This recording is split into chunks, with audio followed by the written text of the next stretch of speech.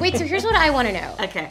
Is it respectful to call, like, I should be calling you Senator Harris, right? No, you should not. That's not on my birth certificate. Okay. Kamala? Kamala? Yes, please. Okay, because the Indian in me, I feel like my parents, my don't dad call will me watch this. Just don't call me auntie. Okay, I won't call you auntie. They'll be like, how could you call her by her first name? She's worked so hard. Okay, so what we're gonna cook today is an Indian recipe. Yes. Because Yes. you are Indian. Yes. Okay, and I don't know that everybody knows that, but I find that wherever I go and I see Indian people at the supermarket, on the street, everyone's like, you know Kamala Harris is Indian, right? It's like the thing we're so excited about. Media is super focused on pushing this narrative that Kamala Harris is a Black American. CNN, Chris Wallace, Michael Graham sent me this, so he hit me up on Twitter. I saw this. Let's take a look at it.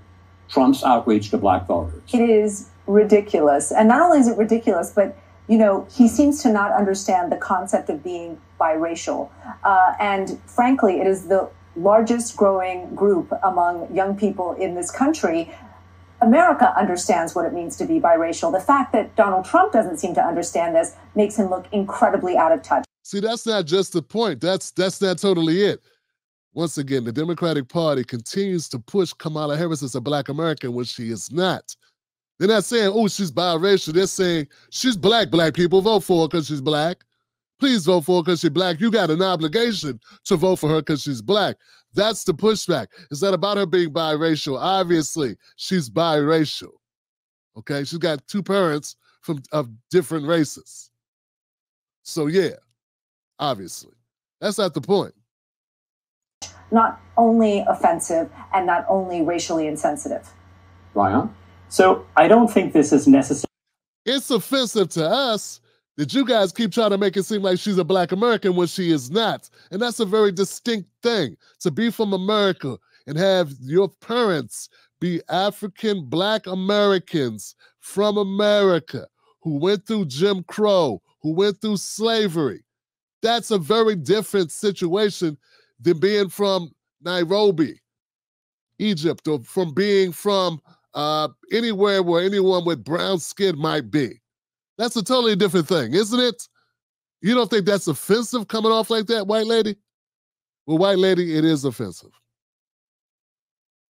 Necessarily a good thing, but what I will say is that for a lot of Americans, particularly a lot of Black Americans, there is some sense of discomfort about the fact that when you look at high-profile, high-status, successful Black Americans, many of them are themselves multiracial, first or second generation Americans, immigrants or kids of immigrants, or they're themselves intermarried.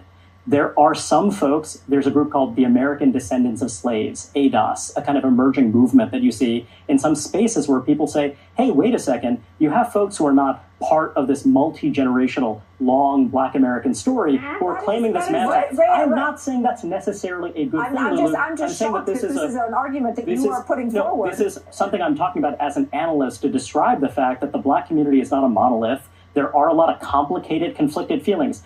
More than twice as many Black Americans oppose intermarriage as white Americans. Skin color is Black, you're Black. It is a completely ridiculous argument to be made in a country where you have the one drop, where you had the one drop rule, where you were actually penalized legally in this country if you had a single drop of Black blood. Well, it's different with the Democratic Party, isn't it? You're rewarded in the Democratic Party if you can play into identity politics and bring all the Black votes with you. And the other point is that Kamala Harris flipped and flopped. 1 minute she was Asian, 1 minute she was Indian, and the next minute she's a Black American when it suits her, when it's advantageous for her, and when it's advantageous for her political party. That's the problem. I don't care where you come from, lady, but where we come from, that's not cool at all. But see, as you pointed out, in America, this country where the one-drop rule persists,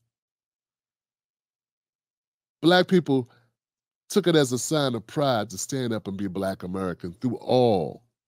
And if Kamala Harris had been putting herself out as a Black woman first, always, and when people approached her, when people like Mindy Kaling, Mindy, whatever her name is, Mandy or Mindy, when she was given opportunities, when people said, you're the first Indian woman, she would have said, I'm a Black woman.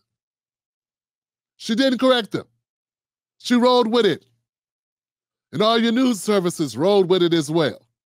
Okay, so which one is it? Because for us, I don't get to choose if I'm black or white or something else, or if I'm black or Indian, or I'm a black man, period. We know what we get. That is what it is. And anyone who would flip and flop and move back and forth and transition and chameleon themselves between different ethnicities and identities, that is unacceptable for a large segment of the black community. There are some black people that will be fine with it, but there are others who take issue with it. Okay? To now say that this woman, who is clearly black, is somehow suspicious and is wearing a mantle and trying to assume some kind of ridiculous identity. Clearly black. Clearly black. I wouldn't say she's clearly black. I say she's racially ambiguous. What are you talking about?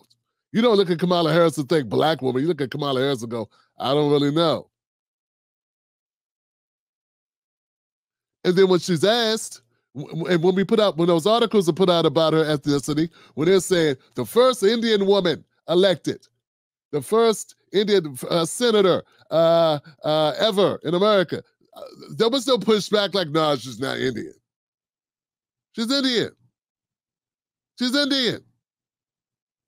And her father is, I don't know how much Jamaican, because I'm here and talk that he's not even a black Jamaican. But be that as it may, we are entitled to feel however we want to feel about that makeup. At the end of the day, it's about something bigger than that. But let's hear a little bit more from this panel. Describing public opinion, I'm describing the fact that this current does exist. And I think that when we're trying to understand the electorate, I think it's important to understand that this is one of those cleavages. I do not think that it was a good thing for Donald Trump to use this line of attack. I agree with Kara. Stick to policy. This is not what Donald Trump. This is not what Donald Trump was doing. You are trying to explain something. If you ask Donald Trump, if you ask Donald Trump, what were you up to, Mr. Trump? He's not going to be like, you know, that there's this current in the African American community. He probably will be. He probably won't say it, but believe me, he has people out here that are scouring the internet who are paying attention to what's being discussed in black communities, in black spaces. And they realize that this ADOS movement has had legs. It has taken off from Yvette Carnell and Antonio Moore. It has grown, and that there are a lot of people that are paying attention to it. And also the other types of movements like the Foundational Black Americans with Tariq Nasheed and those others who have been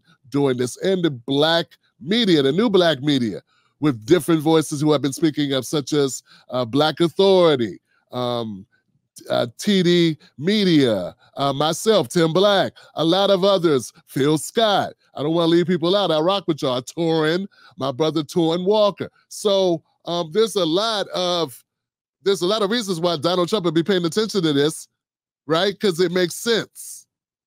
It's very open. And anybody can get it. So people that are doing their recognizance, people that are paying attention, doing their homework on the black community, they see this uptick. They see what's going on. They hear it if you're paying attention. And though he may not admit that that's one of the reasons why he decided to make it an issue and also point it out, it's because he's been hearing it across the internet. People have been hearing it on the internet and maybe reported it to Donald Trump. But you know what, guys? There's not much more to this.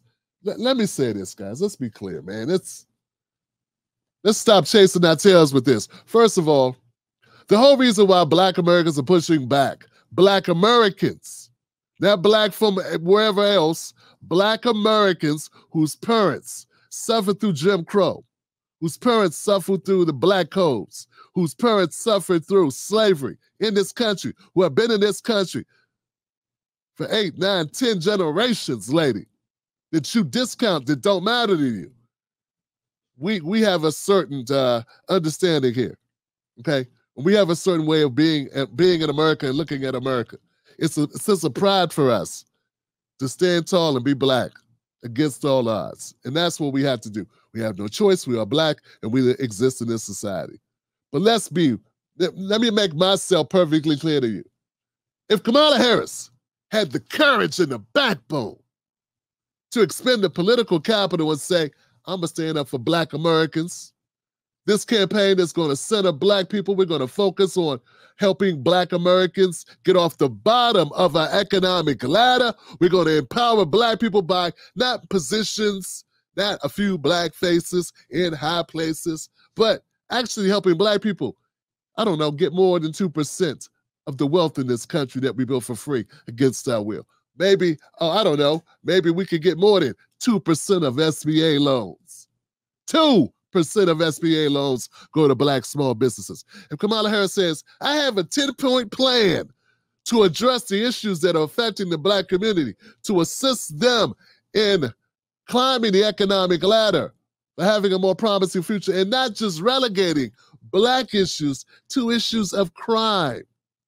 First of all, if you tackle some of the economic issues in the Black community, there'll be less crime issues to tackle. Those are connected, by the way. If Kamala Harris focused on solutions for the Black community and made that a cornerstone of her campaign, a lot less people would care about her ethnicity, her identity, because they would have policy that matters. But see, when the Democratic Party, they don't want to focus on actual policies that actually benefit us in tangible ways. Instead, they want to focus on the abstract. They want to use symbols. They want to use influencers and musicians and actresses and actors to influence us, to shame us even into supporting someone just because they have a tan. Well, you know what? Native Americans don't support people just because they have a tan. And you don't come to Native Americans talking about abstract reasons why you should support you. You don't go to the Latino community and say, oh, because you're a Latino, you need to support us. No, you don't. I don't see that. You don't go to white Americans and say, white America needs to support us because we're white or they're white.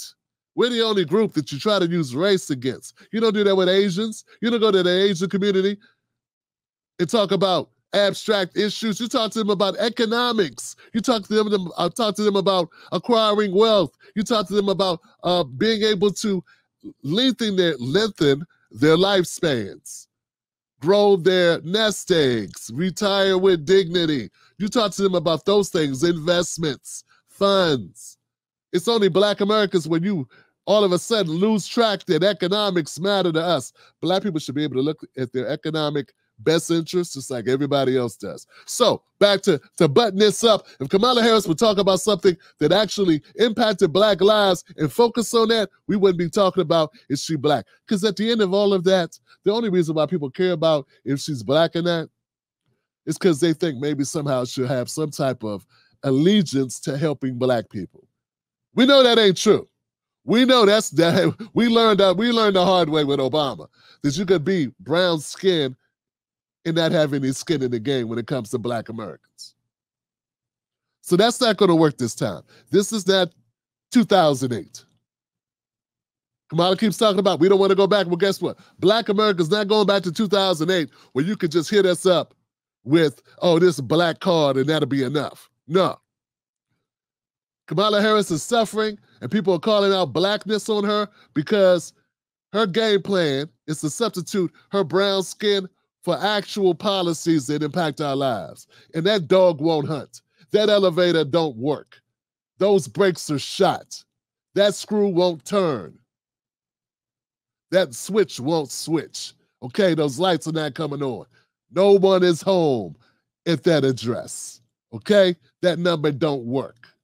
The water's cut off. So you're going to either get with that program and recognize that and stop feeding us this nonsense. And by the way, you're the ones bringing up race constantly of Kamala Harris because that's all she's running on. And you know who's going to be her undoing?